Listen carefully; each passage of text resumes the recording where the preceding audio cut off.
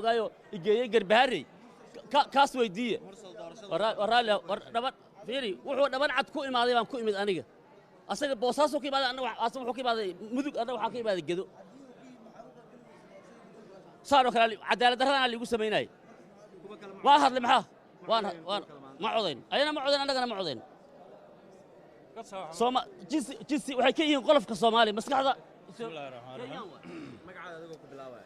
magacaygu waxa la yiraahdaa xildhibaan Cabdullaahi Cabdi Maxamuud deegaan doorashada labaad ee Jubbaland Garbaharey ayaan ka yimid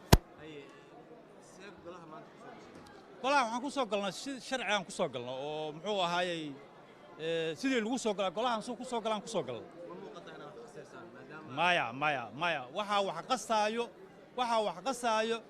xuduud beenaadka dadka laga soo doortay baa wax qasaaya anagu maxaba qasayn dhabanacad waxaa la yidhi 20 jir mudug joogo ilaahay ceebtiisa ma asturin 9 jir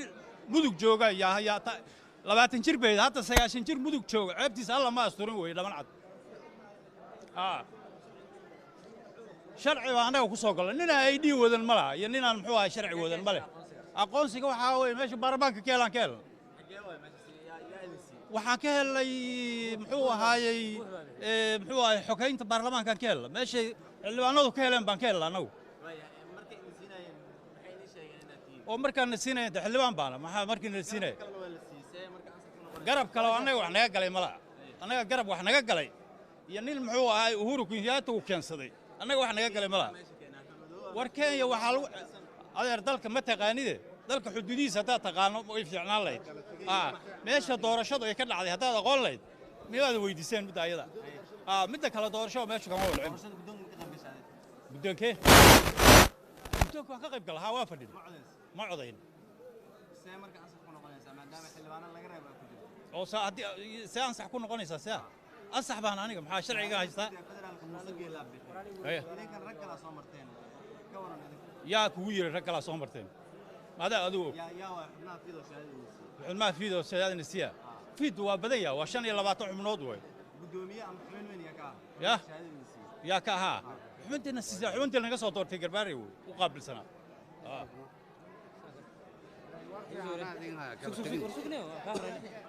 سوق وكاورين ورير وكاورين نسيا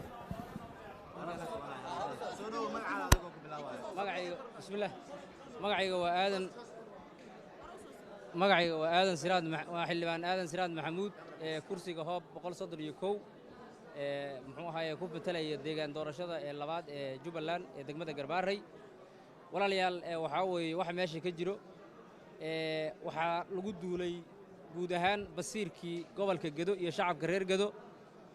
duulaankaasna wuxuu ka bilowday ninka la yiraahdo Axmed Madoobe iyo xafiiska ra'iisul wasaaraha waxaa si olakaca oo muxuu ahaayay ku talagal ah loo sameeyay in deegaan doorashadii ayadoo 12 deegaan doorasho 10 kale la fuliyay in Garbaharey si gaar ah loo beegsado kuraasteedina la geeyo meesha la yiraahdo ceel qaalo oo Kenya ah kadibna inta dad diyaarada lagu qaado lagu soo sawiro muxuu ahaayay ceel qaalo haddana diyaaradii lagu soo qaado halkaan la keeno waan isku qabsanay markii reer Gedo ay soo qabsadeen doorashadoodii guddiga fiid oo laba qaybood u kala jabay qaybtiisii badnayd ay doorashada ku qabatay degmada Garbaharey ee xarunta gobolka Gedo muxuu ahaayay halka markii la isugu yimid waxa dhacday in muxuu ahaayay la isku afgarto annagana inaan ka qayb galin doorashada guddoonka ayagana aysan ka qayb galin xalna loo laabto arrinta iyadeed mar labaad baa la jibiyay waa duulaan labaad ama saddexaad waxaana la sameeyay in ayagii la soo xareeyo lana yiraahdo ayaga sharci ah oo isku daygaas la sameeyay basiirka reer Gedo wax macnaha shakhsiyaad ay intay go'aamiyaan ay macnaha siday rabaan ka yeeli karaan maahan annagu waxaan ahaa dadkii matalayaasha oo la soo dirsaday deegaan doorashadii sharcigeedaan ka soo baxnay muxuu ahaayay waxaan ku nimid xeer lambar 30 oo xildhibaanada ay ku fadhiyaan waxaan ku nimid 17 September wax kaste oo intaas khalaafsanna sharci ma noqonayaan marka ujeedada halka aan ku nimidna waxa weeye inaan